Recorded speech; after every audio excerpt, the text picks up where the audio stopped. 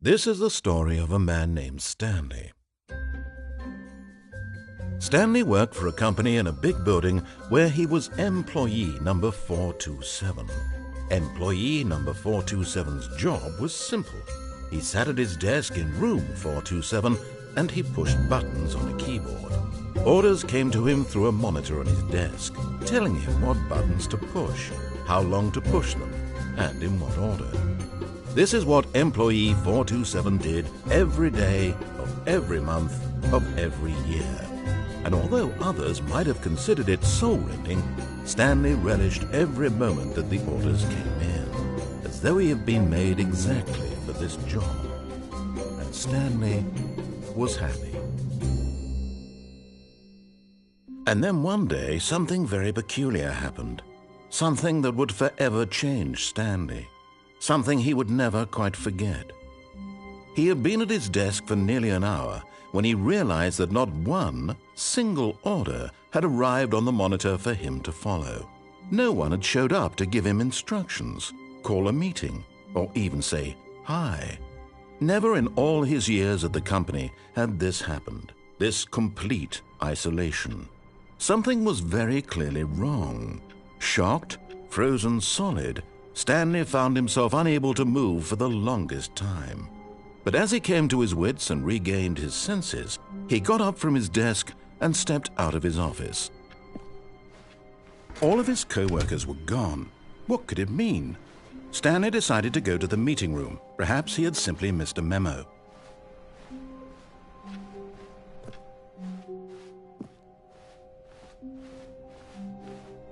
When Stanley came to a set of 2 open doors, he entered the door on his left.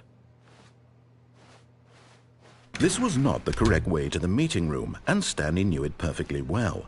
Perhaps he wanted to stop by the employee lounge first, just to admire it. Wow, yes, this room. What a beautiful room. But eager to get back to business, Stanley took the first open door on his left.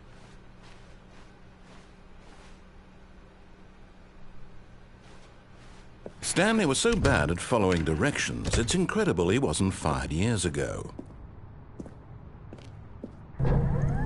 Look, Stanley, I think perhaps we've gotten off on the wrong foot here. I'm not your enemy, really, I'm not. I realize that investing your trust in someone else can be difficult, but the fact is that the story has been about nothing but you all this time. There's someone you've been neglecting, Stanley. Someone you've forgotten about. What? Really? I was in the middle of something. Do you have zero consideration for others? Are you that convinced that I want something bad to happen to you? Why, I don't know how to convince you of this, but I really do want to help you, to show you something beautiful. Look, let me prove it. Let me prove that I'm on your side. Give me a chance. Now listen carefully, this is important. Stanley walked through the red door. Aha, perhaps you misunderstood. Stanley walked through the red door.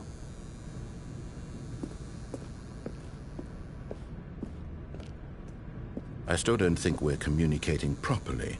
Stanley walked through the red door.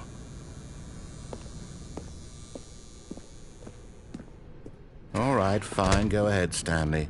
You want to know so badly what's out there? You want to find out what lies at the end of this road you've chosen? Well, don't let me stop you. You see? There's nothing here.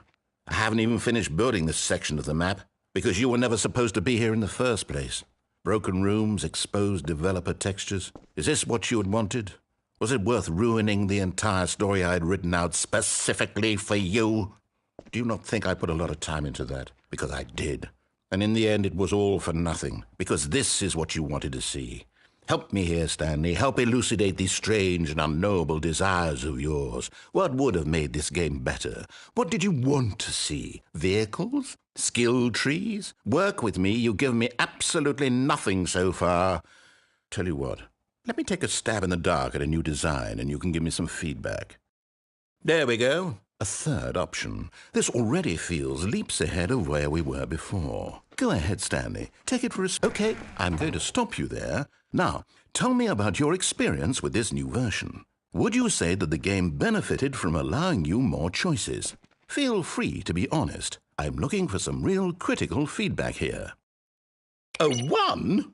I mean, I can understand if you had reservations, you saw ways the game could be improved to more fully express itself mechanically and artistically, but a 1? That's not even helpful. What am I supposed to do with that? But I guess it isn't my place to judge. Here, based on the data from your previous playthrough, I've compiled a new version. And to be perfectly candid, I think I've knocked it out of the park with this one. Let's take a look.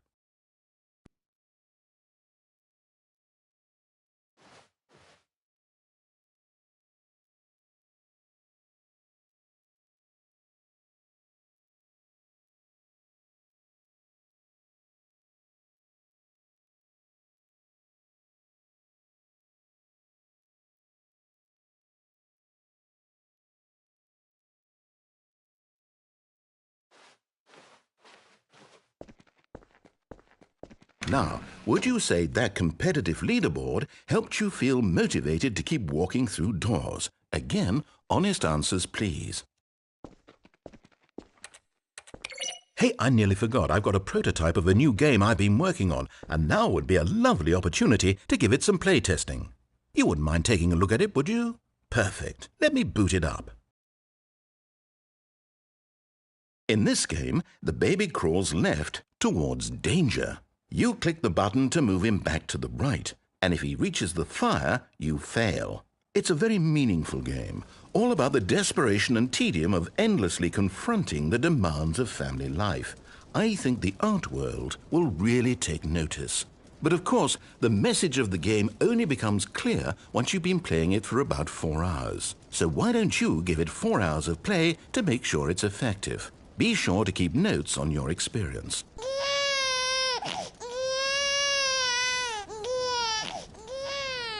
You heartless bastard. Did you do it because you hate babies or purely to spite me? Because if it's the latter, well, I don't know what to do. I'm completely out of ideas. I can't think of a single thing that might improve the experience for me. I'm not even going to try. I'm out, I'm done. It's over. Thank you for playing. Your input was extremely valuable. Oh, hey, since my game was so awful, why don't we play someone else's game, just to ease the pain? Let's see. What do we have here? Yes, this seems like it'll work. Let's give it a shot.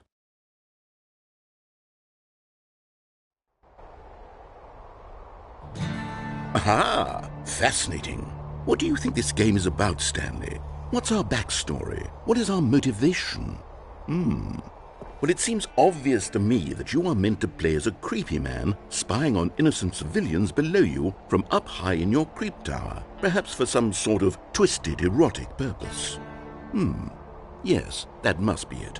What a fascinating venture into the experience of total mental depravity. So far, I love everything about this game, Stanley. And it seems there's even more. Come, let's venture outward and see what else is out there.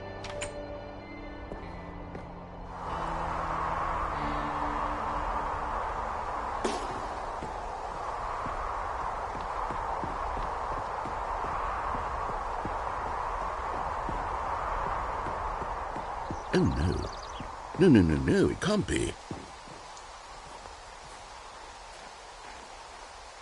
It is. It's an open world game. Good God, quickly block it off. Oh, thank goodness, Stanley. What a close call. You really wandered off into that thing. That big, open, just wandering around. No right or wrong directions. No path to follow. You can just go in any... Oh, thank heavens we avoided it. We're out of the woods now, Stanley. Okay, I'm going to get us out of here. Let's find another game. Preferably something with walls. Something with nice, big, insurmountable walls. Okay, I think this will be just the thing.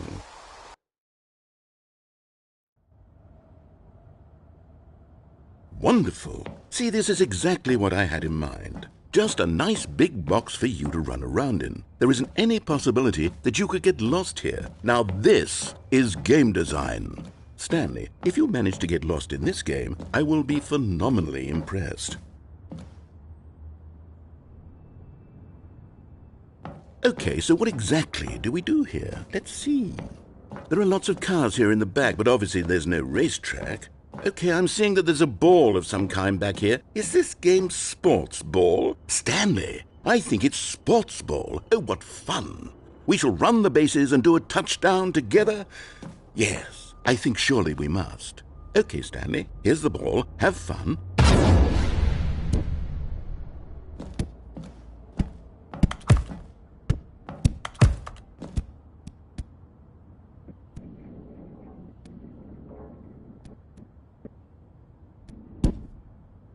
Are you doing it?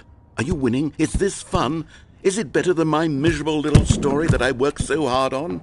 Stanley, I have a thought, and I realize I'm not a sportsologist, but if one ball generates a certain amount of raw adrenal pleasure, then surely multiple balls makes for an even more euphoric sports experience. I'm going to try it out. Here comes another ball.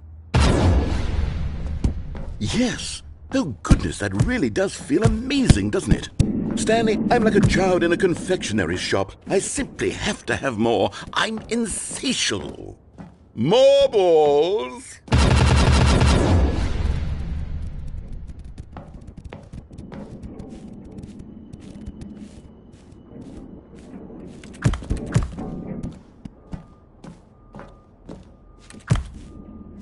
Are you enjoying this, Stanley? Are you having fun? Is this a real video game? Well, I sure hope you're having a good time, because guess what? It's over.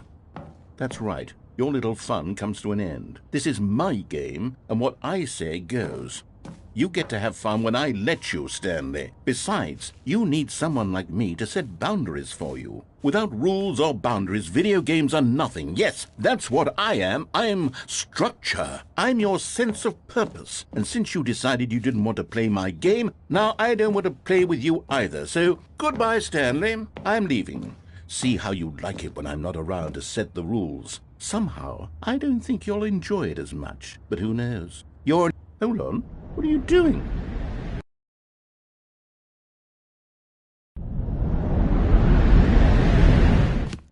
Stanley, don't do that. I can't follow you there. I can't help you. How will you write a story without me? You can't do it. You know that. Stanley.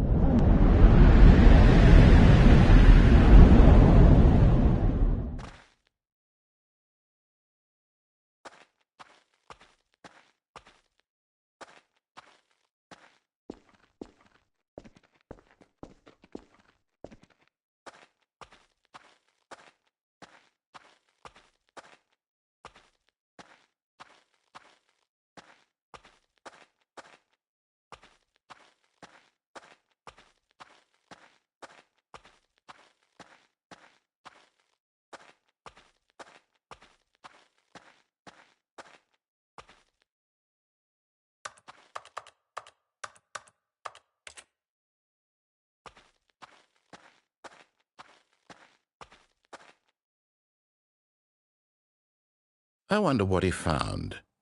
If what he wanted was to be the leading man in his own story, well, perhaps he's gotten it, down in wherever he is right now.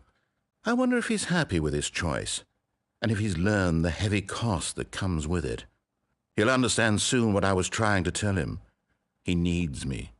Someone who will wrap everything up at the end, to make sense out of the chaos and the fear and the confusion. That's who I am. That is what I mean to this world. Oh, yes. Yes, I'll be back. There's no other way. Once this ends, after it all comes to a close, then I'll be back. The end will be here soon. Very soon. I can wait.